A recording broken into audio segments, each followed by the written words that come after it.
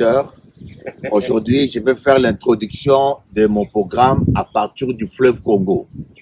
Comme vous voyez, la beauté du paysage. Le fleuve Congo, c'est le deuxième fleuve qui a le plus haut débit au monde, après le fleuve Amazon. Et là en face, vous voyez Brazzaville, Congo-Brazzaville, nos petits frères adoptifs. En tout cas, nous allons passer un moment extraordinaire. Je lève les yeux au ciel, ébloui par le soleil. De mes larmes le sel cristallise au réveil. C'est toujours la même rengaine, toujours la même scène. Je lève les yeux au ciel, ébloui par le soleil. C'est toujours la même rengaine, toujours la même peine. De mes larmes le sel cristallise au réveil. Et je crie ton nom.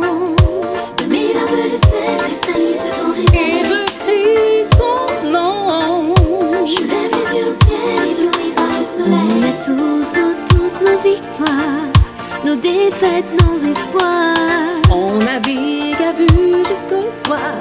On se relève pour un tour. Le temps nous dira si la lutte a valu le coup. Autant tout donner pour ne pas regretter un jour. Le temps nous dira si la lutte a valu le coup. Autant tout donner pour ne pas regretter un jour. C'est toujours la même rengaine, toujours la même scène. Je lève les yeux au ciel, ébloui par le soleil. C'est toujours la même rengaine, toujours la même peine. De mes larmes le sel cristallise au réveil. Et je crie ton nom. De mes larmes le sel cristallise au réveil. Et je crie ton nom. Je lève les yeux au ciel, ébloui par le soleil. Désolée de te décevoir si j'exprime mon désaccord. Ni aveugle, ni sourd, ni bavard, on a juste envie d'y croire. Autant nous dira si la lutte a valu le coup. Autant tout donner pour ne pas regretter un jour. Le temps nous dira si la lutte a valu le coup. Autant tout donner pour ne pas regretter un jour. C'est toujours la même rengaine, toujours la même peine. Je lève les yeux au ciel, ébloui par le soleil. C'est toujours la même rengaine, toujours la même De scène. mes larmes le sel cristallise au réveil. Et je crie ton nom. De mes larmes le sel cristallise au réveil. Et je crie ton nom. Je lève les yeux au ciel, ébloui par le soleil. Que diras-tu si un jour tu vois que c'est nous qui avions raison? J'exprime juste mon désaccord. Pour ce jour, laisse-moi ce soir. Dans l'espoir, laisse-moi y croire. Et tant pis si j'ai tort. Je lève les yeux au ciel, ébloui par le soleil. De mes larmes le sel cristallise au réveil. Sans que ton cœur bat. Je lève les yeux au ciel, ébloui par le soleil. Pour l'amour. De mes larmes le sel cristallise au réveil. Tant que ton cœur bat. Je lève les yeux au ciel, ébloui par le soleil. Pour l'amour. De mes larmes le sel cristallise au réveil. Tant que ton cœur bat. Je lève les yeux au ciel, ébloui par le soleil. Pour l'amour. De mes larmes le sel cristallise au réveil. Tant que ton cœur bat. Bats-toi pour l'amour.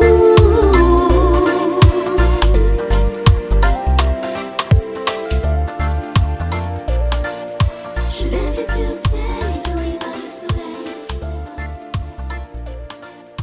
De mes larmes le sel cristallise au réveil. Téléspectateurs, c'est l'avant-dernier jour de notre séjour dans ce beau pays, la République démocratique du Congo. Alors, j'invite tous les Antillais et tous les Français de venir investir dans ce pays. Ça vaut la peine, vous voyez vous-même, c'est un avenir, un pays d'avenir. D'abord, il n'y a pas beaucoup d'impôts comme en France. Et puis, il n'y a pas beaucoup de concurrence. C'est-à-dire que quand vous créez une boulangerie, ça marche. Parce qu'il n'y a pas trop. Vous créez une pharmacie. C'est-à-dire que c'est un pays d'investissement. Alors, je vous encourage, parce qu'en général, on vous donne une mauvaise idée de ce pays. On montre que les mauvais côtés. Et les gens ont des préjugés et n'ont pas conscience que dans ce pays, tu investis 50 000 euros, 30 000 euros, tu gagnes dans 2 ans maximum, tu récupères ton investissement et tu commences à gagner. C'est des opportunités incroyables. Voilà, donc nous sommes là. Il faut venir investir, n'ayez pas peur. Je me porte garant. Je vous offre la sécurité. Je vous offre la sécurité militaire. Et je me porte garant. Et j'ai ma commission. Vous donnez ma commission. Moi, je vous assure que vous voulez vous installer ici. J'ai tous les contacts. Vous allez vous installer. Tout ce que vous voulez. On s'en occupe. Du tocos. La loyauté dans le couple. Sois loyal avec ton mari. Sois loyal avec ta femme. Sois vrai, sois sincère. Vous savez, pour attirer le respect, le plus souvent, quand vous voyez un couple qui se respecte, qui s'honore l'un et l'autre, c'est parce qu'il y a de la vérité. C'est parce qu'il y a de la sincérité. Il n'y a pas de mensonge. Il n'y a pas de j'essaie de passer pour essayer d'obtenir ou d'avoir quelque chose d'elle ou de lui. Non. Nous sommes qu'un. Nous formons qu'un. Nous sommes unis. On ne se cache rien. Il n'y a pas des choses cachées. Nous sommes vrais l'un envers l'autre. Et c'est comme ça qu'un couple dure. C'est comme ça qu'un couple peut avancer. Parce qu'il est loyal, il est vrai, il est sincère. L'un envers l'autre, il y a de la sincérité. Il y a de la vérité. Souvent j'entends, ben oui, on va se marier, mais attention, oulala, pas de compte commun. Pourquoi? Parce qu'il a déjà vu, une fois il t'a donné la carte bleue, et puis tu as été tout dépensé, ou tu as dépensé beaucoup. Tu t'es dit, mais je ne peux pas faire compte commun avec quelqu'un qui va dilapider l'argent du foyer. Normalement, ton mari ou ta femme te donne la carte bleue, tu dépenses avec sagesse et avec intelligence. Parce que tu es mature, parce que tu es une femme, parce que tu es un homme. Il n'y a pas de...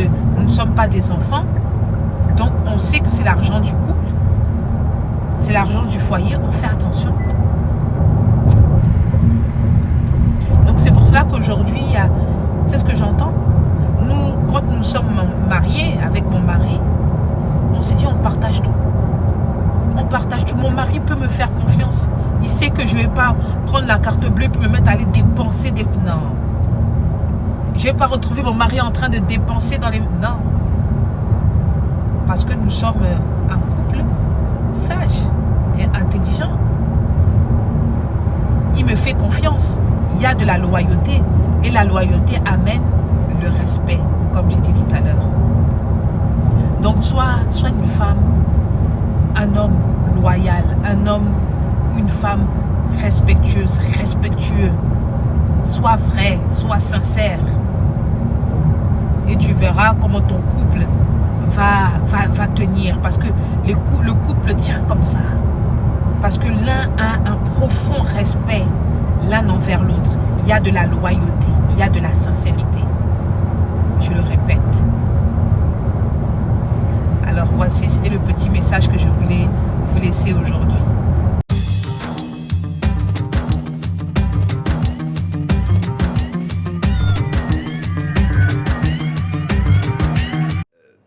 Il y a des théologiens, quand ils étudient certains passages d'Ézéchiel, même moi j'en suis convaincu, et même le célèbre et respectueux homme de Dieu, Kenneth Hagin, qui a eu l'apparition 7 fois de Jésus, l'a aussi confirmé, il y a eu une création pré-adamique. Pourquoi il y a eu une création pré-adamique? Parce que Dieu est un Dieu d'ordre. Paul dit, Dieu est un Dieu d'ordre. Dieu ne peut pas vivre là où il y a les désordres. Si au commencement, la terre et les cieux étaient chaotiques, et que l'Esprit de Dieu mouvait au-dessus de eaux, donc Dieu vivait bien dans les chaos. Donc Dieu était dans une éternité chaotique avant de créer l'univers. Et comprenez un peu ma réflexion parce que je veux un peu vous amener à réfléchir plus loin parce qu'on ne peut pas rester terre à terre, voyez. Je vais vous amener dans un enseignement plus profond. On ne peut pas rester toujours des chrétiens terre à terre, alléluia, sorcellerie, alléluia, non, non. Je vais vous amener dans la profondeur parce que j'espère que, je pense qu'il y a des gens plus intelligents qui ont envie d'abandonner les choses élémentaires, d'aller au-delà des enseignements élémentaires. Vous comprenez? Cette problématique, ce problématique qui s'est posée lorsqu'on a cherché à connaître l'origine des démons. Qui sont les démons? Les anges déçus ou bien les anges rebelles ou bien des créatures spécifiques. Bon, certains pasteurs, avec tout le grand respect que j'ai pour eux, pensent que ce sont des anges. Mais c'est complètement incohérent. Parce qu'un ange va chercher à entrer dans ton corps. Pour faire quoi? Parce que les anges n'ont jamais été dans un corps humain. Les anges rebelles sont en guerre contre l'archange Michel, Satan et les anges rebelles. Le 1/3 des anges que Satan a entraînés derrière lui, ils sont en guerre contre l'archange Michel, pas contre Dieu. Parce que Satan ne peut pas faire une seconde devant Dieu. Les gens pensent que Satan est en train de boxer avec Jésus. Ce n'est pas possible. Je tiens à préciser ça. Satan ne peut pas se battre avec Jésus. Il n'est pas fort. Oui, moi longtemps je pensais que Satan était en train de se battre avec Jésus. C'est stupide. Satan ne peut pas faire une seule seconde devant Jésus.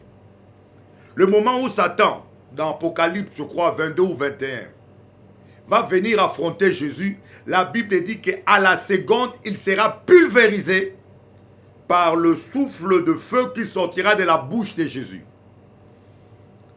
Le moment où Satan viendra affronter Jésus dans l'Apocalypse, la Bible dit qu'il sera dans quelques secondes neutralisé par le feu qui sort de la bouche de Jésus. Alors, aujourd'hui, les chrétiens pensent que Satan est en guerre avec Jésus, ils se battent. C'est une imagination, une conception inadéquate et très erronée des réalités spirituelles. Donc, les anges déçus, le 1/3 des anges déçus sont en guerre dans le lieu céleste. Dans les lieux célestes, dans le 2e ciel. Non, dans le 3e ciel plutôt. Non, dans le 2e ciel. Parce qu'il y a 3 cieux. Le premier, c'est l'atmosphère que nous voyons, le cosmos. Le 2e, c'est le monde spirituel. Et le 3e, c'est le trône de Dieu. Mais dans le 2e ciel, il y a un combat. Mais par contre, on va continuer, ok? Donc, Dieu qui est un Dieu d'ordre ne peut pas être dans une éternité chaotique. Je ne sais pas si vous comprenez mon enseignement, si ce n'est pas trop intellectuel. Dieu ne peut que demeurer dans une... Ça veut dire que avant que le chaos de Genèse 1 commence, Dieu n'était pas dans le chaos. Donc, et c'est là où beaucoup des hommes de Dieu respectueux sont allés étudier certains passages de Ézéchiel, dont je n'aurai pas le temps de vous en parler en détail, où la Bible dit que Satan était un chérubin protecteur. Un chérubin protecteur. Voilà. Donc, Ézéchiel chapitre 28. Ézéchiel chapitre 28. Tu étais à partir du verset 14. C'est pas l'enseignement que je prévis, mais je l'aborde quand même, et puis des fois, j'aime pas aborder des enseignements très durs comme ça sur Internet. Voilà, j'aime pas beaucoup parce que c'est pas tout le monde qui arrive à comprendre ces choses. Hein. Mais je me dis quand même que je ne peux pas tout le temps rester dans des choses élémentaires. Il est quand même important que nous rentrons dans une dimension plus profonde. Ézéchiel 28, verset 14. Tu étais un chérubin protecteur, aux ailes déployées. Je t'avais placé et tu étais sur la sainte montagne de Dieu. Donc Dieu a placé Satan dans une sainte montagne. Voyez, tu marchais au milieu de pierres étincelantes. Tu as été intégré dans tes voies. Depuis le jour où tu fus créé, jusqu'à celui où l'iniquité a été trouvée chez toi. Oh là là là là là là là là. Voilà quelque chose d'extraordinaire. Un passage à capter. Un passage à capter pour bien l'étudier. Ici, il ne s'agit pas de prince de Tyr. On voit bien qu'on ne parle pas d'un homme. Voyez. On ne parle pas d'un homme. Et l'une des erreurs de la Bible, je ne dis pas une erreur, une des erreurs des hommes qui ont voulu écrire la Bible, ils ont classé la Bible par chapitre. Voyez. Ils ont classé la Bible par chapitre. Ils ont créé alors que dans certains chapitres, il y a certains passages qui n'ont rien à voir avec le contexte textuel. Je ne sais pas si mon français est trop compliqué, voyez. Dans certains chapitres, il y a par exemple l'Apocalypse, on l'a classé en chapitre, alors qu'il y a certains événements qui se passent dans Apocalypse 22. C'est pas chronologique, quoi. Ça ne veut pas dire que ce qui se passe, les événements qui se passent dans Apocalypse 4 sont obligatoirement, se dérouleront obligatoirement avant Apocalypse 5. Vous voyez. Donc, le classement des chapitres dans la Bible, parfois, trompe certaines personnes dans leur interprétation de la parole de Dieu. Bon, dans quelle montagne? Voyez. Satan a été créé. Tu marchais au milieu de pierres étincelantes.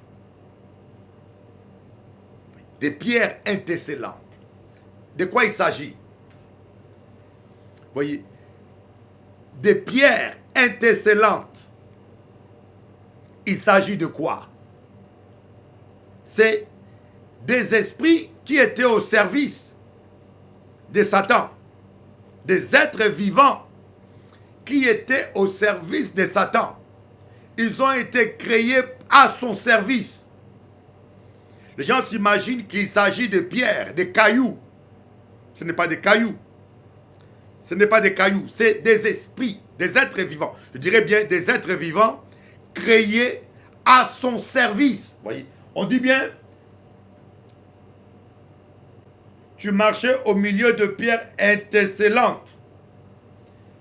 Voyez, au milieu de pierres étincelantes, tu as été créé intègre ou parfait. D'autres versions disent parfait. Tu as été créé parfait. Et d'autres versions disent tu mettais le sceau à la perfection. On va voir ça aussi. Ézéchiel 28, verset 12. Fils de l'homme, prononce une complète sur le roi des Tyr. Tu lui diras, ainsi parle le Seigneur l'Éternel. Tu mettais le sceau à la perfection. Tu étais plein de sagesse, parfait en beauté. Ici, il ne s'agit pas d'un être humain. Il ne s'agit pas d'un être humain. Un être humain ne peut pas être parfait en beauté, mes amis. Il n'y a aucun être humain qui peut être parfait en beauté.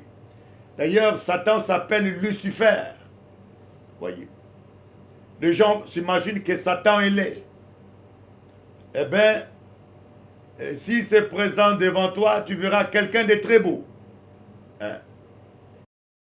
Les gens pensent que Satan a un nœud laid, il est tellement laid, mais non, vous vous trompez. C'est l'enseignement religieux qu'on vous donne.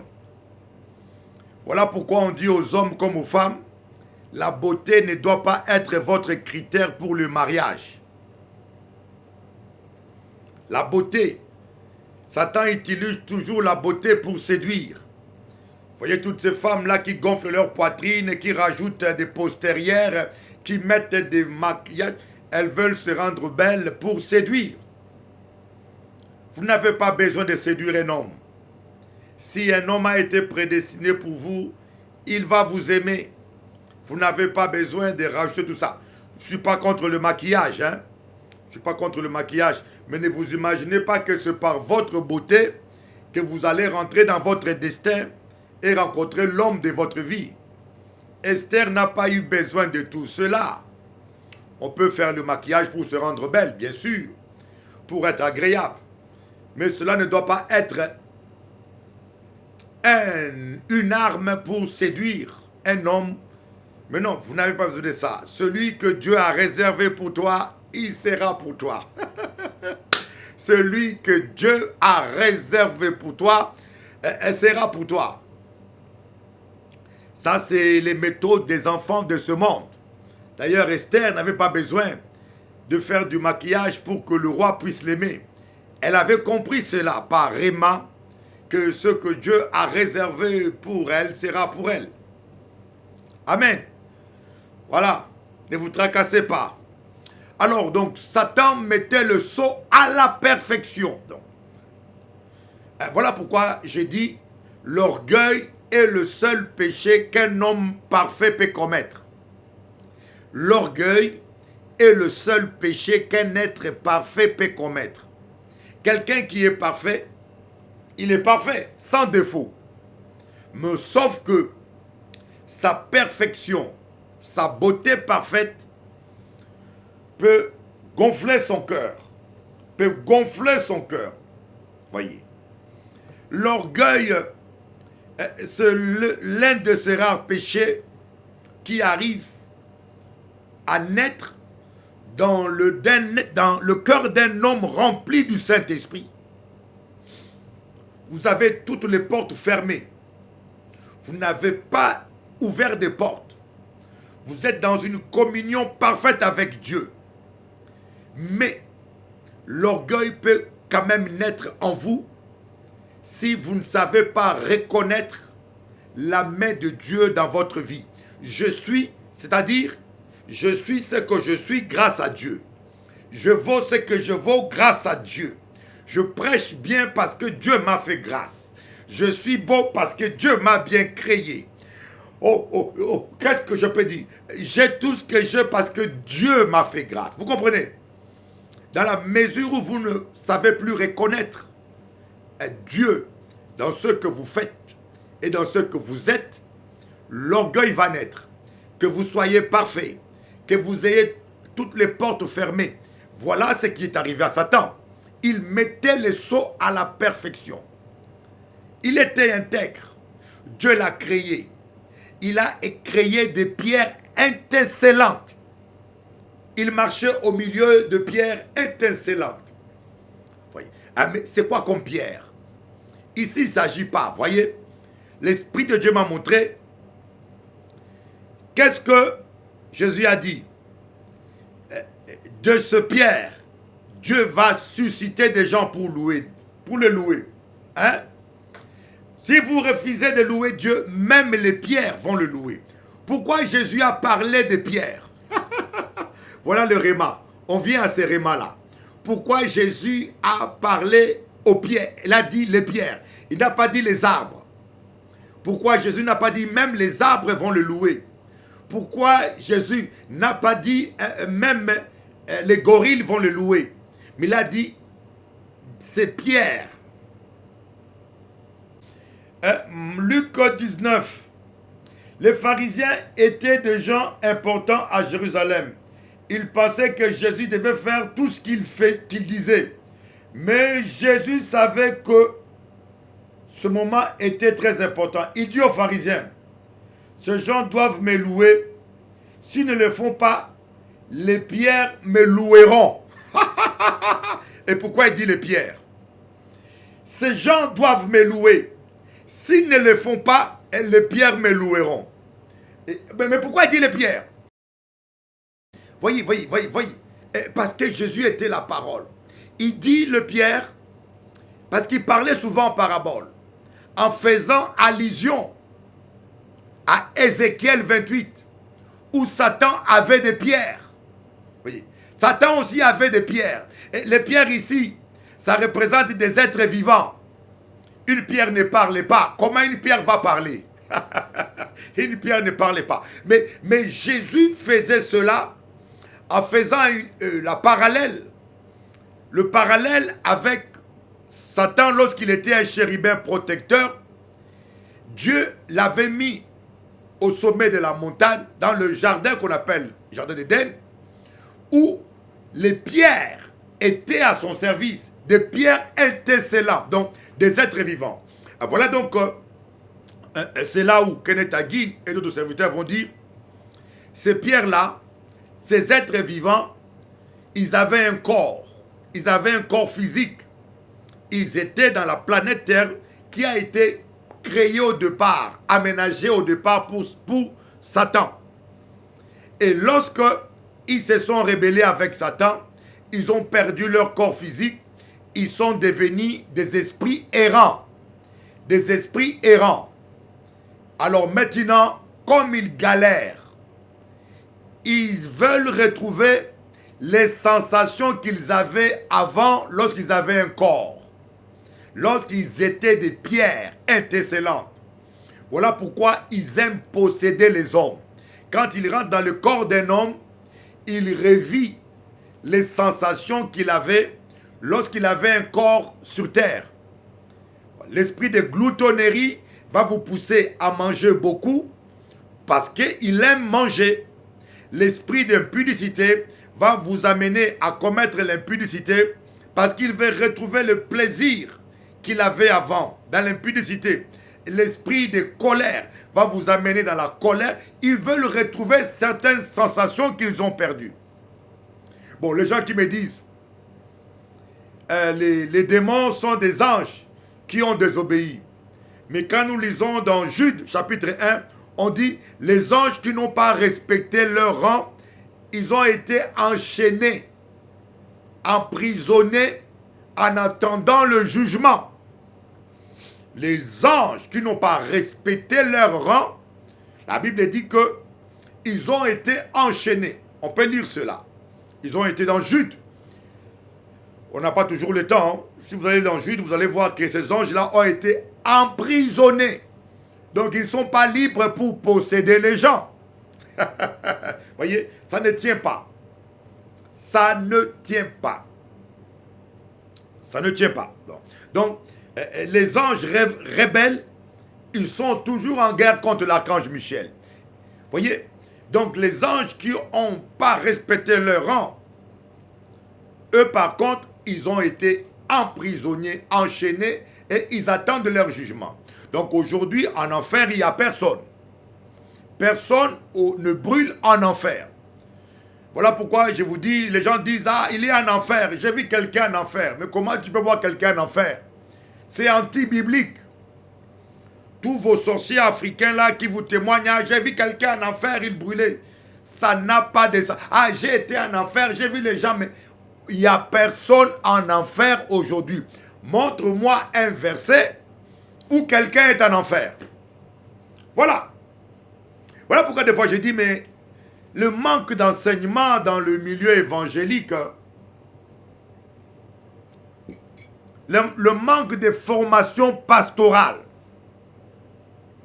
fait que vous avalez n'importe quoi. Ouvre un seul verset qui nous montre que quelqu'un est en enfer. Voyez? Personne. Voyez? Pourquoi? C'est simple. Dieu ne peut pas condamner les gens sans les avoir jugés. L'enfer est une punition. Aujourd'hui, les gens qui meurent et qui n'ont pas Christ, ils vont dans le séjour des morts. Ils ne vont pas en enfer. Personne n'est en enfer. Est-ce que tu peux comprendre ça? Les gens qui meurent sans avoir donné leur vie à Jésus, ils vont dans les séjours des morts. Voyez, personne ne va en enfer.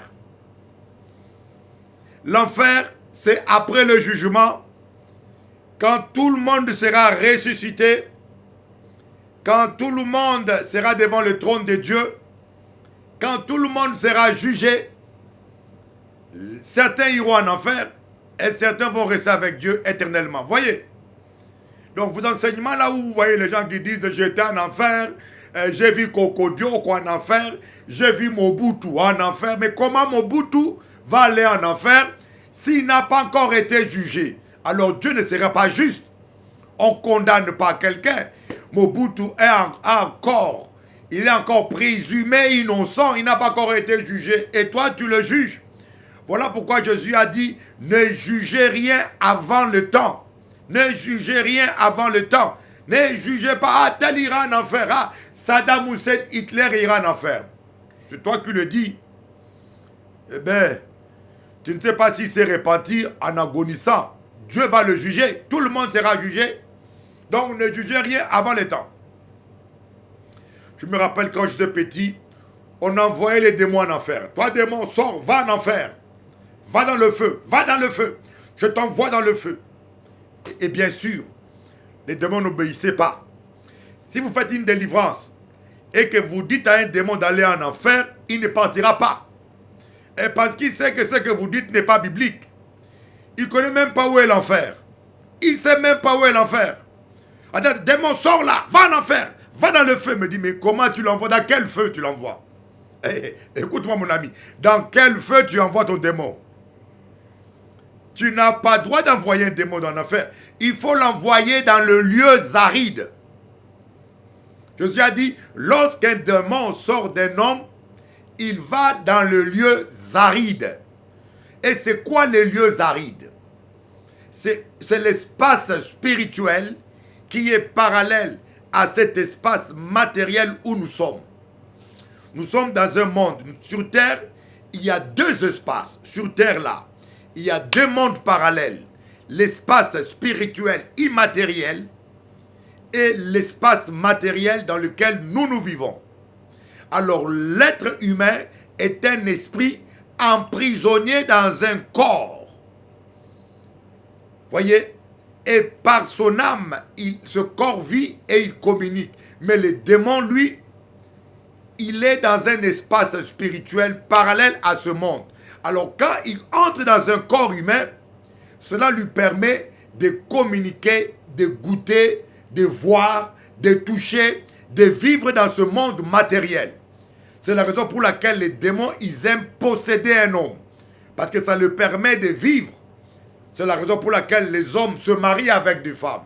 Ça vous permet d'avoir de l'aide et de vivre autre chose. Ouais. Le démon, lui, c'est ça son but. Maintenant, quand tu le chasses de ce corps, il va où? Il retrouve cet espace spirituel que Jésus-Christ appelle le lieu aride. Pourquoi c'est aride? Parce qu'il n'y a rien dedans. Il n'y a pas à manger, il n'y a pas de plaisir, il n'y a rien. Il va galérer, il va errer. Donc Satan a été créé dans une création pré-adamique où il marchait au milieu de pierres intercellantes, chérubins protecteurs. Les pierres intercellantes, je vous ai dit, ça représente des êtres vivants qui étaient là pour louer Dieu avec Satan. Lui, il était comme le chef d'une chorale. Il dirigeait la louange.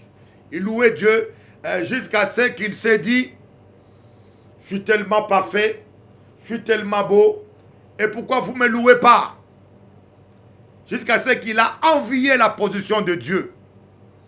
Mais la première création pré-adamique était, Satan avait la place centrale. Et lorsque l'orgueil s'est retrouvé en lui, Dieu l'a précipité, Dieu l'a chassé. Et ces adorateurs, les démons, ils ont perdu aussi leur corps physique. C'est pour cela que la terre était devenue chaotique. Est-ce que vous comprenez?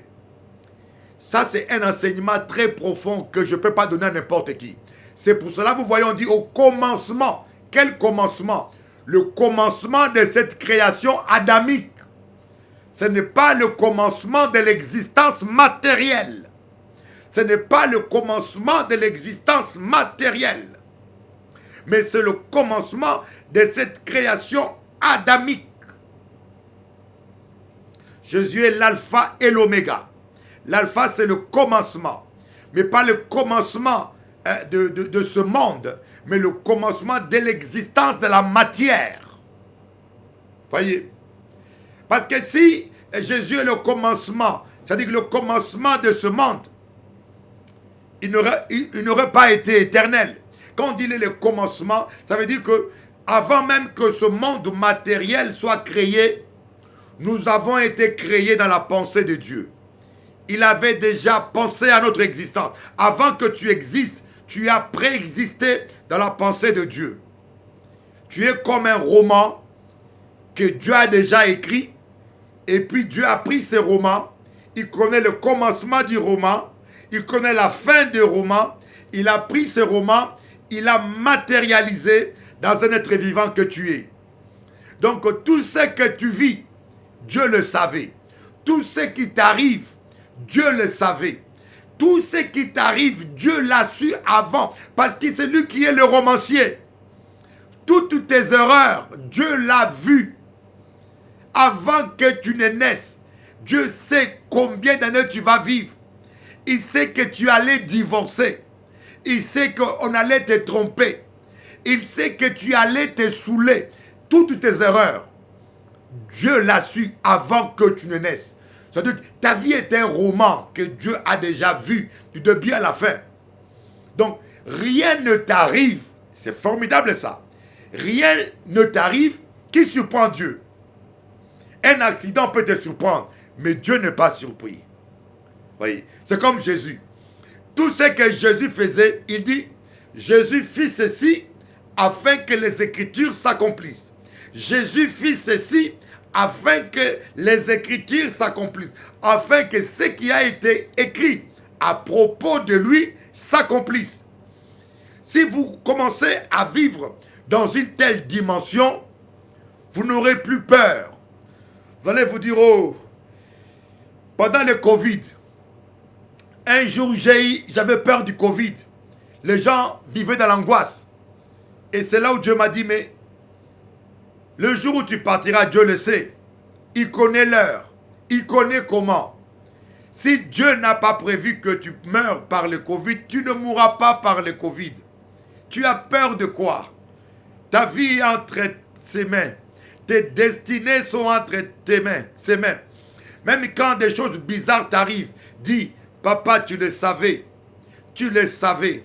Et tu m'as aimé. Même quand tu es tombé dans le péché, n'aie pas peur. Si Dieu t'a choisi, sachant déjà tous les péchés que tu allais commettre, c'est que ce n'est pas un problème pour lui.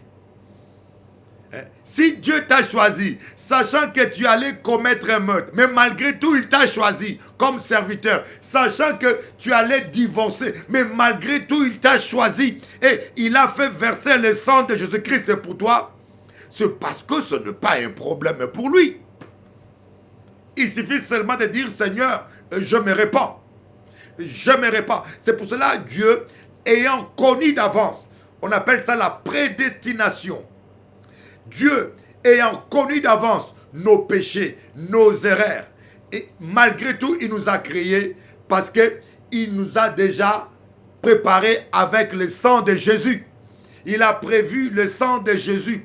C'est pour cela, l'apôtre Pierre dit, Jésus-Christ, il parle de Christ comme un agneau immolé avant la fondation du monde. L'apôtre Pierre dit, Jésus-Christ, un agneau immolé avant la fondation du monde. Mais il a été immolé où? Il a été immolé où? À la croix, on l'a crucifié. Ce n'était pas la fondation du monde. C'était dans le monde qu'on l'a crucifié. Mais l'apôtre Pierre lui dit, un agneau immolé avant la fondation du monde. Ça veut dire quoi? Dans la pensée de Dieu. Dans la pensée de Dieu. Avant de te créer, avant de créer toutes choses, tu étais dans la pensée de Dieu, dans la parole pensée, dans la pensée de Dieu. Dieu a connu tes péchés d'avance. Dieu a connu tes déboires. Dieu savait déjà tout ce que tu allais vivre. Et dans sa pensée, il avait déjà immolé l'agneau. Il avait déjà immolé l'agneau. C'est pour cela, sachant déjà toutes nos erreurs, il t'a quand même créé. Il t'a quand même mis au monde. Sachant tout ce que tu allais faire, il t'a quand même créé. Sachant que tu allais divorcer, il t'a établi pasteur. Sachant que tu vas voler un jour, il t'a établi diacre. Sachant que tu allais faire telle erreur et telle erreur, il t'a quand même choisi et établi chantre. Parce qu'il savait déjà qu'il y a l'agneau immolé avant la fondation du monde. Pourquoi Dieu a-t-il créé le monde? A-t-il créé les hommes, sachant que les hommes allaient pécher? Sachant que les hommes, parce qu'il y avait un agneau immolé avant la fondation du monde. Pas immolé à la croix, immolé dans sa pensée. Oh my God, oh my God, oh my God. Je ne sais pas si vous comprenez la profondeur de ce que je dis. Malheureusement, il y en a qui ne vont pas comprendre. Que celui qui a l'intelligence pour comprendre, comprenne. Que celui qui a l'intelligence pour comprendre, comprenne. Voyez. Alors voilà, vous allez me dire, mais quel est cet autre passage? Quel est cet autre passage qui peut nous illustrer? Écoutez, toute affirmation, toute véracité que vous annoncez doit être confirmée par un autre passage. Toute interprétation de la Bible, comme a dit un fameux grand homme de Dieu, la Bible s'interprète par elle-même. Qu'est-ce que me prouve que ce que je dis est biblique? Qu'est-ce qui me prouve que ce que je dis est biblique? Quel est cet autre passage qui vient confirmer la théorie que je vous avance? C'est le lavement de pieds. J'aime ça. J'aime la parole, mes petits. Ah, j'aime la parole. Le lavement des pieds. Ah, on va voir ça, on va voir ça. Deux témoignages, regardez. Avant la fête de Pâques,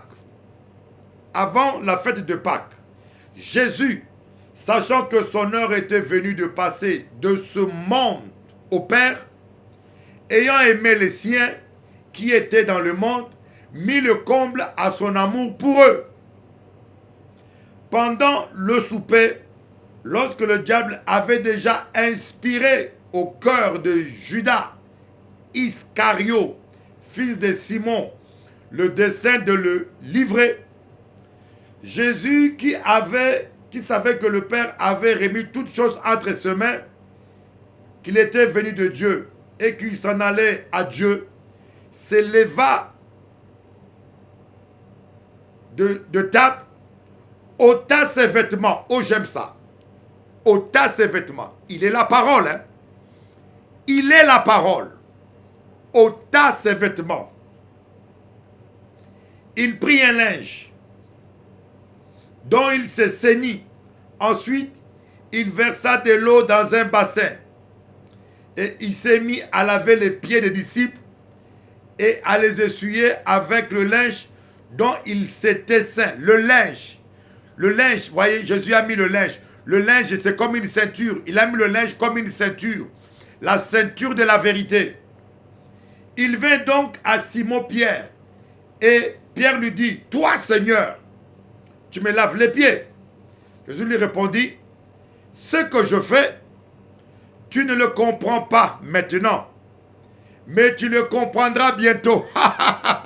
Il y a des choses qu'on ne comprend pas toujours. Ne cherchez pas à tout comprendre. Faites simplement confiance à Dieu. Ne cherchez pas toujours à tout comprendre. Faites simplement confiance à Dieu. Ce que je fais, tu ne le comprends pas maintenant, mais un jour tu le comprendras. Pierre lui dit, non, jamais. Tu ne me laveras le pied. Jésus lui répondit, si je ne te lave, tu n'auras point de part avec moi. J'aime ça. Que c'est excitant. Si je ne te lave, tu n'auras pas de part avec moi. Mais de quoi il s'agit? Là, vous avez le Dieu omniscient. Voyez, on dit Jésus savait qu'il vient de Dieu et qu'il va vers Dieu.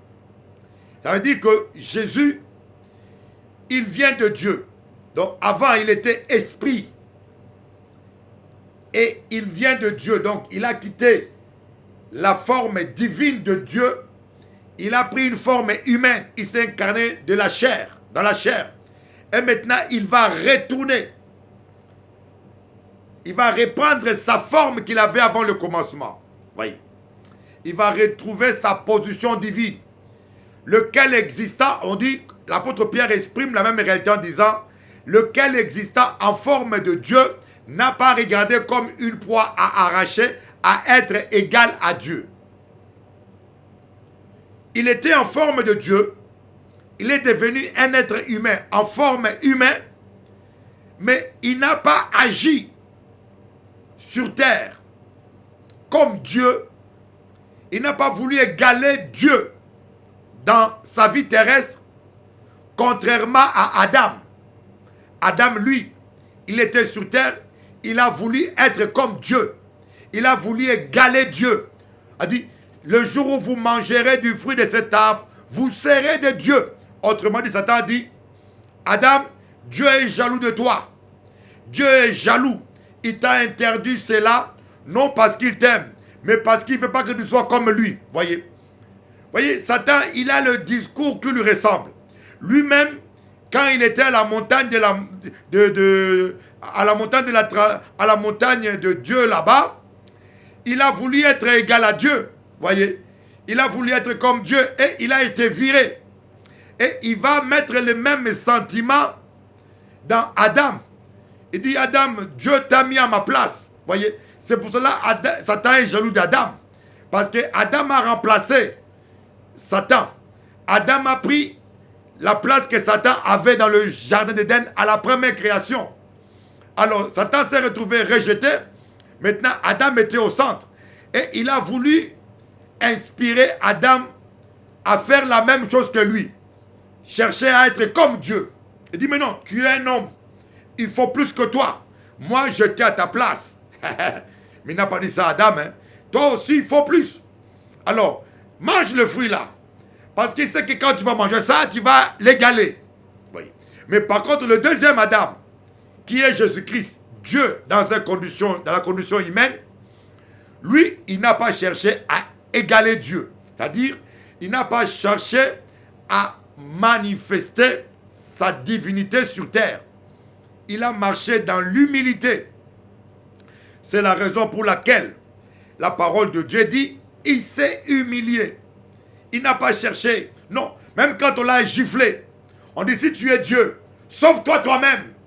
Si tu es Dieu, voyez, le bandit qui est à côté, il a dit à Jésus, si tu es Dieu, sauve-toi toi-même, si tu es le Messie. Alors, un Dieu à la croix. Mais c'est pas possible. Il a laissé faire. Oh, qu'il est merveilleux. Il a laissé faire. Alors là, nous avons la parole incarnée en chair qui connaît tout. Il est l'alpha et l'oméga. Donc, il connaît le commencement et la fin. Donc, Jésus savait déjà que Pierre allait le renier. Suivez-moi. Jésus savait déjà que Pierre allait le renier. Et tant que la parole, il s'est déshabillé. Voilà. Il a pris toute son autorité. Oh my God. Oh. Voyez, il savait que tout ce que Dieu lui a donné est à lui. Dieu avait tout remis entre ses mains. Il avait tous les pouvoirs. Et tant que la parole, il s'est déshabillé, il a voulu essuyer le péché de Pierre par décret divin. Oh. My God. My God. My God. My God. Petit, écoutez la parole, petit. Je vais loin, petit. C'est la profondeur. C'est les choses que vous n'avez jamais encore entendues. Par décret divin, Pierre a été purifié de ce péché de trahison, non par le sang de Jésus, parce que le sang n'avait pas encore coulé. Comment Pierre aurait pu être pardonné? Et c'est pour cela que Jésus lui dit, si je ne te lave pas le pied, tu n'auras pas de part avec moi. Autrement dit, ton péché n'aurait pas été effacé. Si moi, je ne te lave pas les pieds, tu n'auras pas de part avec moi, ô Pierre. C'est parce que je t'aime. Et c'est parce que je t'aime. Par décret divin, moi, Dieu, la parole, je me déshabille. C'est-à-dire que, parce qu'il est la parole, il se déshabille, il prend ça.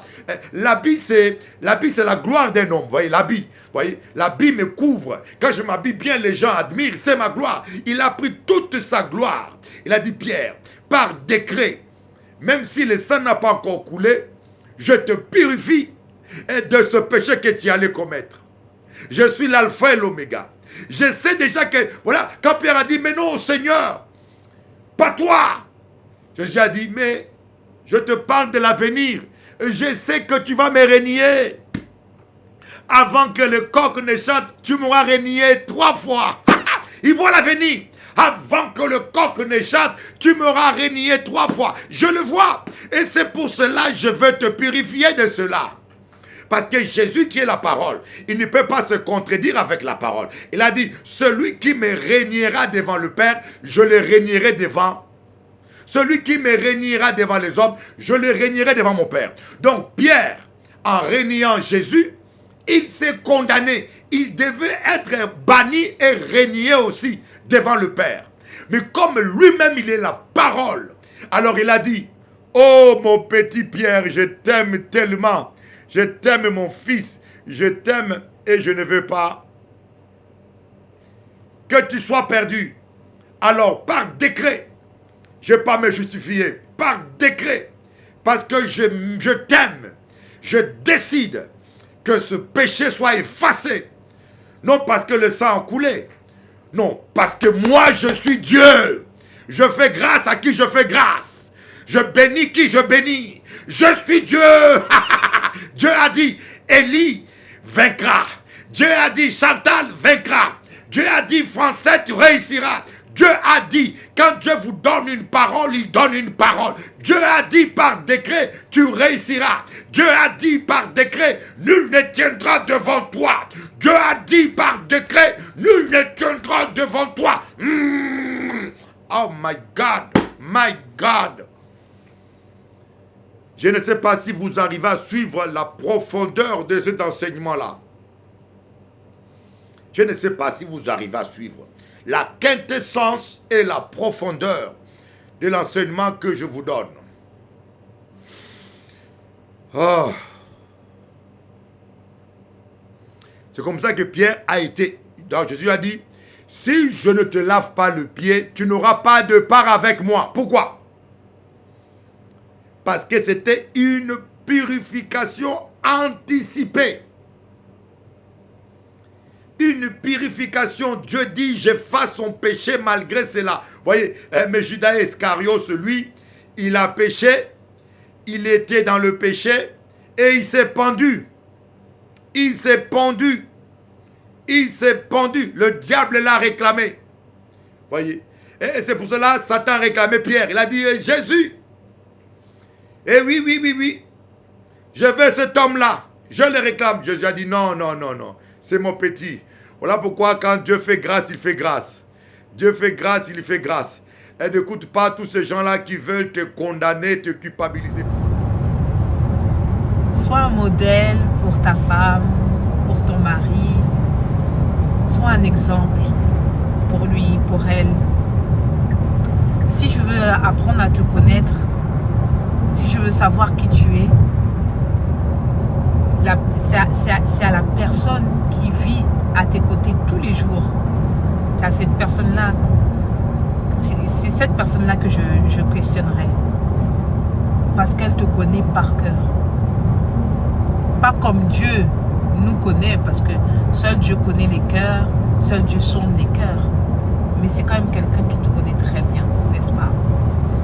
Si je veux demander à ton patron ou à tes amis, ils me répondront, mais celle qui va être la plus précise, le plus précis, ça va être ton mari ou ton épouse. Pour cela, c'est important d'être un modèle, être un exemple pour sa femme, pour son époux. Moi, des fois, quand je me retrouve devant certaines situations, je me dis, mais qu'est-ce que mon mari aurait fait à ma place? Parce que mon mari, c'est quelqu'un de très posé, très calme, sage, intelligent. Quand il y a quelques semaines de cela, je suis allée dans un institut et la personne qui s'occupait de moi était un peu sèche, elle était un peu agressive et je me suis dit, ben, je vais lui dire tout simplement, calmement, mais je lui dirai. Et après, je me suis dit, non, tiens, qu'est-ce qu'aurait fait mon mari à ma place? Et comme il est calme, je me suis dit, ben voilà, réagis avec calme, sois posé.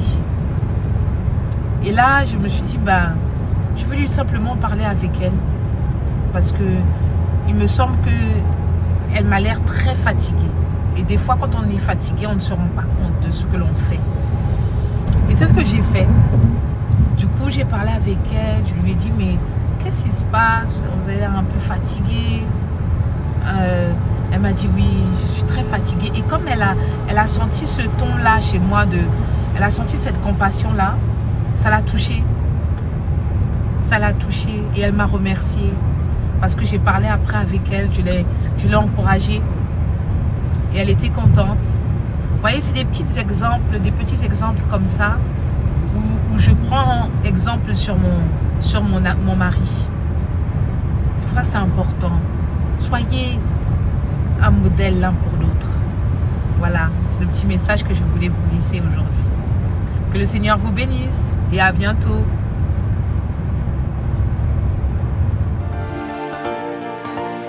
Je lève les yeux au ciel, ébloui par le soleil. De mes larmes le sel cristallise au réveil. C'est toujours la même rengaine, toujours la même scène. Je lève les yeux au ciel, ébloui par le soleil. C'est toujours la même rengaine, toujours la même peine. De mes larmes le sel cristallise au réveil. Et je crie ton nom. De mes larmes le sel cristallise au réveil. Et je crie ton nom. Je lève les yeux au ciel, ébloui par le soleil. On a tous toutes nos victoires, nos défaites, nos espoirs. On navigue à vue jusqu'au soir. On se relève pour un tour. Le temps nous dira si la lutte a valu le coup. Autant tout donner pour ne pas regretter un jour. Le temps nous dira si la lutte a valu le coup. Autant tout donner pour ne pas regretter un jour. C'est toujours la même rengaine, toujours la même scène. Je lève les yeux au ciel, ébloui par le soleil. C'est toujours la même rengaine, toujours la même peine. De mes larmes le sel cristallise au réveil. Et je crie ton nom. De mes larmes le sel cristallise au réveil. Et je crie ton nom. Je lève les yeux au ciel, ébloui par le soleil. Désolée de te décevoir si j'exprime mon désaccord. Ni aveugle, ni sourd, ni bavard, on a juste envie d'y croire. Le temps nous dira si la lutte a valu le coup.